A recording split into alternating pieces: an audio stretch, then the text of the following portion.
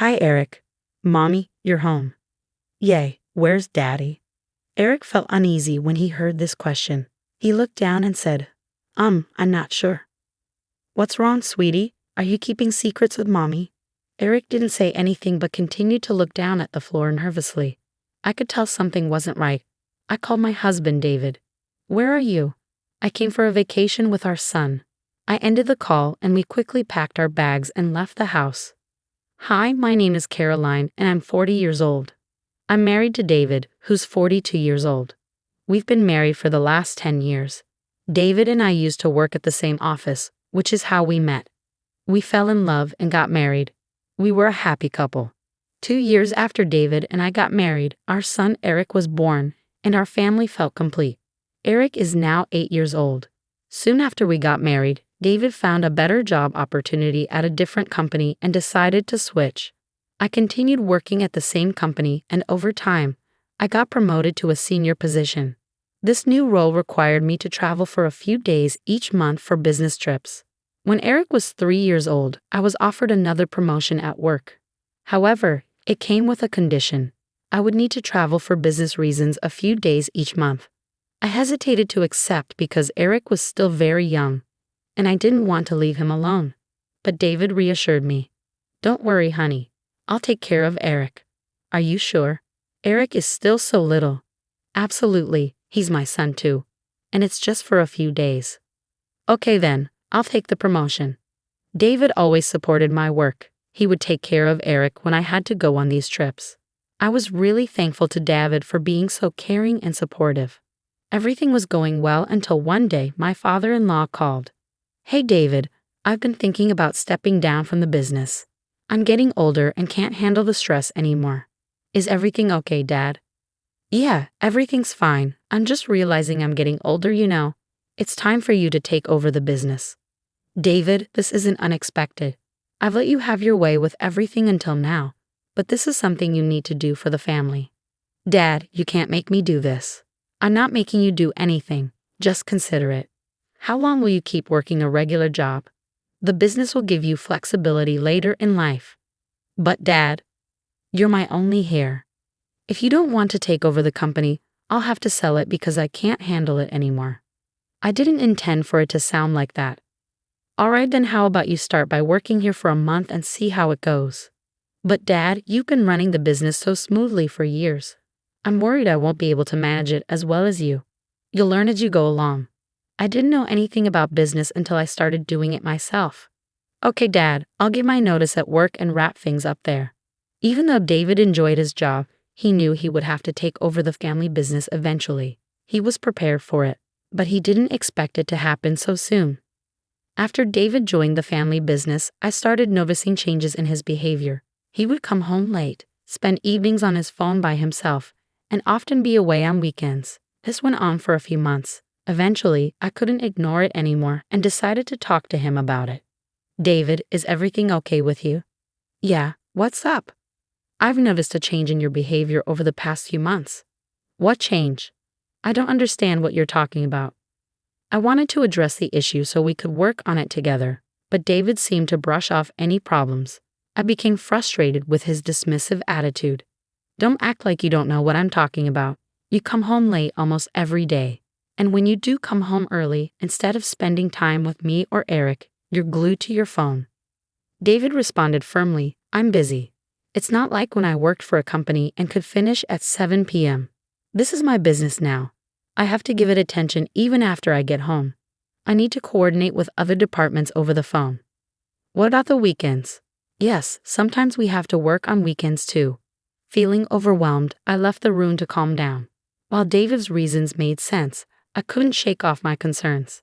I could sense a growing distance between us, though I couldn't quite explain it to David. I decided to give him the benefit of the doubt and allow him time to adjust to the business. Besides, he was a loving father to Eric and took good care of him when I was away. He even made sure to take Eric on small vacations during my business trips. As time passed, David became even busier with the business. Sometimes he wouldn't come home at all. Despite living under the same roof, we hardly communicated. I started wondering if my work was causing this distance between us. I often felt lonely, with no one to confide in. My parents were elderly, and I didn't want to burden them with my problems.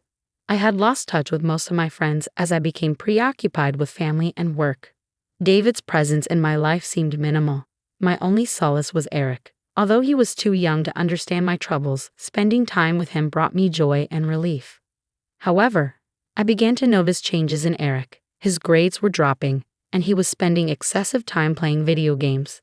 David spoiled him with expensive video games and toys, which only seemed to worsen the situation. The next time David brought home expensive video games for Eric, I couldn't help but feel concerned. I disagree, David. Eric already has plenty of video games and toys.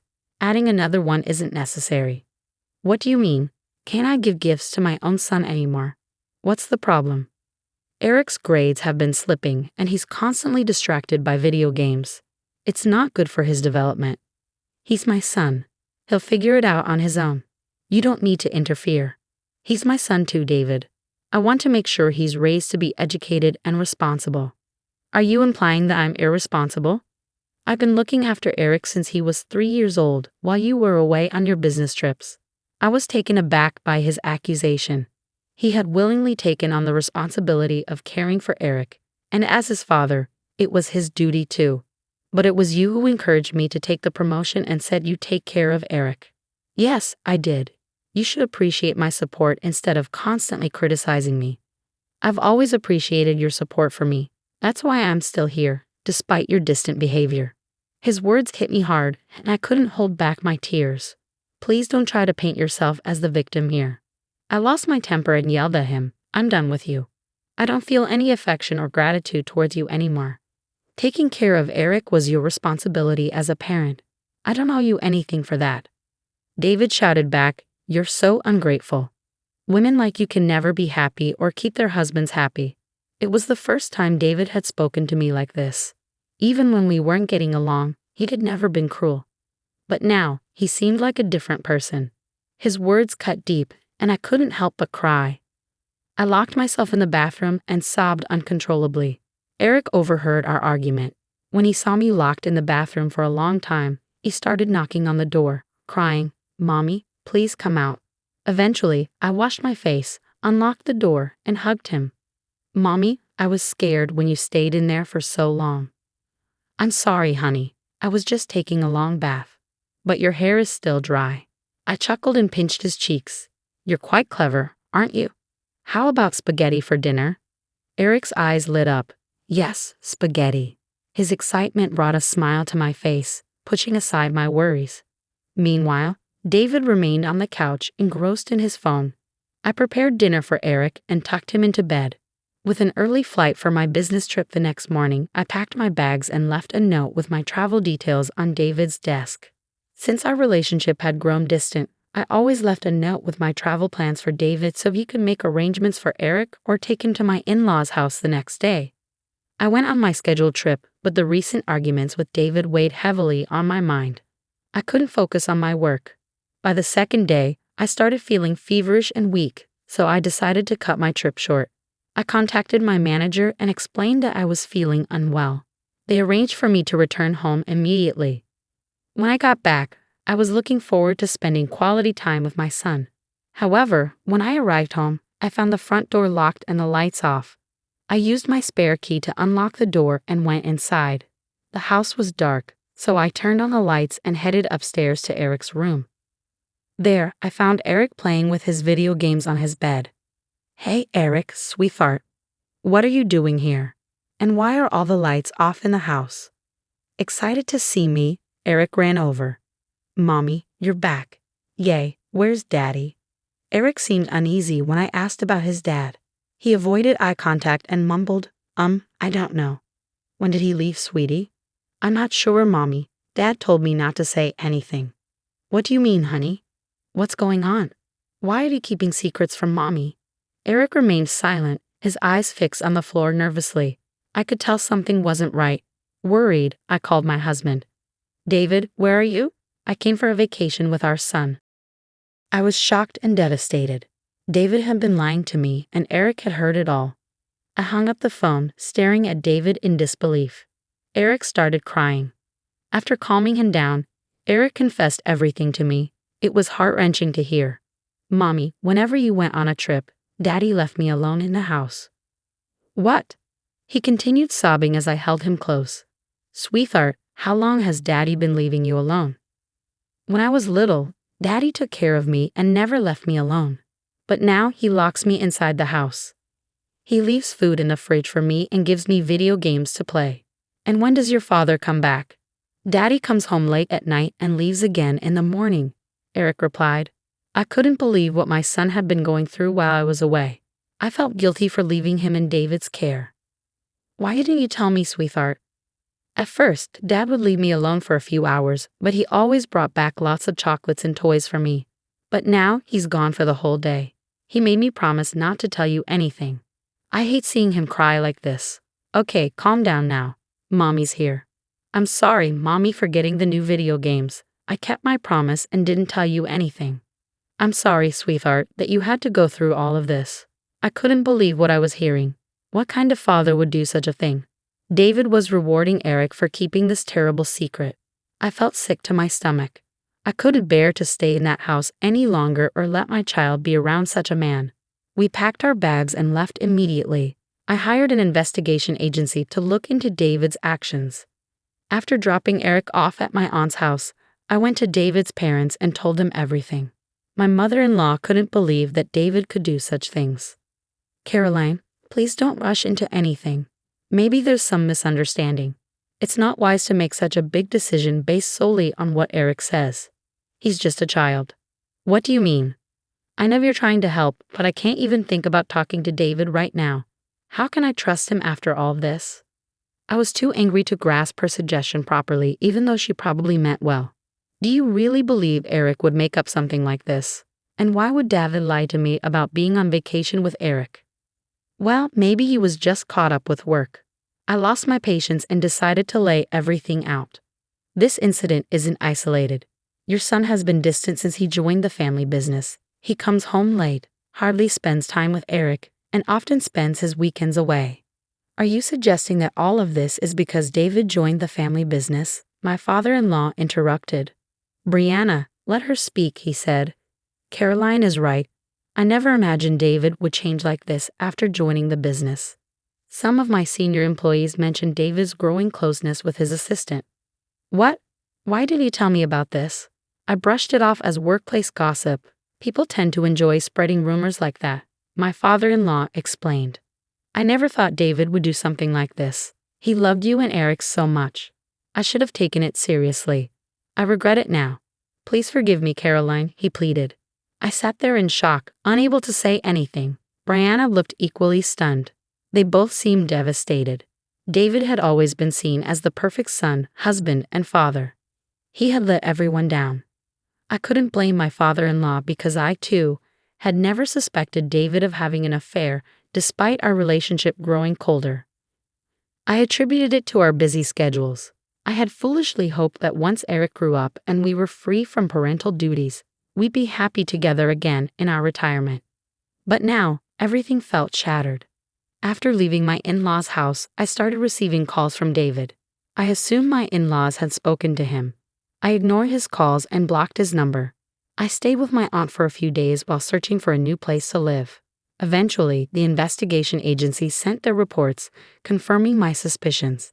David had indeed been having an affair with his assistant, Lily. He would skip work and spend the day at her place whenever I was away. I hired a lawyer and sent divorce papers along with the evidence I received from the agency. It turned out that Lily was a single mother to a 5-year-old girl. She had been divorced by her ex-husband due to an extramarital affair during her pregnancy. When she applied for her job, she portrayed herself as a victim, claiming she divorced her husband because he cheated on her while she was pregnant. Despite her lack of qualifications, my father-in-law had given her a job out of sympathy. She deceived everyone in the office with her false story. It seemed she had also used the same tale on David. However, the investigation revealed her true nature. Further digging uncovered details about her ex-husband. He had divorced Lily without providing any alimony or child support, alleging that the baby was not his. A DNA test confirmed his claim. I forwarded all these details to David through my lawyer. According to my lawyer, David was devastated by the evidence and ended things with Lily. He accused her of breaking into our house. David wasn't ready to let go of our marriage. He loved Eric deeply and couldn't bear the thought of losing him. He admitted to my lawyer that he had been influenced by Lily and begged for another chance. He also confessed that it was Lily's idea to leave Eric alone at home, mirroring her own situation with her daughter. If it had only been me hurt by David's actions, I might have considered giving him another chance. But now it was a matter of my child's safety and upbringing. I couldn't raise Eric with a father who would bribe him into lying. After enduring so much pain, I was determined to get a divorce. It wasn't just a matter of days or months. David had betrayed my trust for years, yet I had never doubted his loyalty. I couldn't forgive him for breaking that trust. I refused any settlement other than divorce. My father-in-law apologized for David's actions and supported me throughout this ordeal. The news of David's affair and our divorce spread like wildfire throughout the office, leading to gossip and speculation. Unable to bear the shame, my father-in-law removed David and Lily from the company. He took charge again for a few years before selling the company to another businessman for a substantial sum. David's name was removed from his parents' will, and instead, Eric inherited his grandfather's legacy. David was disowned by his parents as he had shattered their trust too. David relocated to another part of the city where he faced judgment from the community for his infidelity with his assistant. Meanwhile, I transferred to a different department where I didn't have to travel as much. This allowed me to balance my work and home life more effectively. I hired a full-time nanny to care for Eric, ensuring he received the attention and care he deserved. I'm considering leaving my job in a few years. I've saved enough for my retirement and want to enjoy life to the fullest with my son.